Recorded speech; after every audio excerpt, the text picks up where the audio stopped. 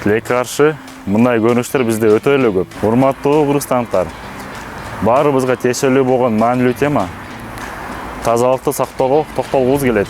Жаратылыш ресурстары экология жана техникалык көзөмөл министрлиги таштандыга каршы жаратылышты эмес, өзүңдү өзгөрт чакырык акциясын баштайт. Ар бириңиздер өз таштандыны таштап жатканда керекте жаткан таштандыны кошо алып кетебиз. Таштанды жаткан жерде тазаланга чейин, анан кийинки тазаланган абалын фото же видеого тартып, бир күн менен жашабайлы. Хэштег аркылуу жөнөтөбүз. Келгиле, тазалыкты бирге сактайлы.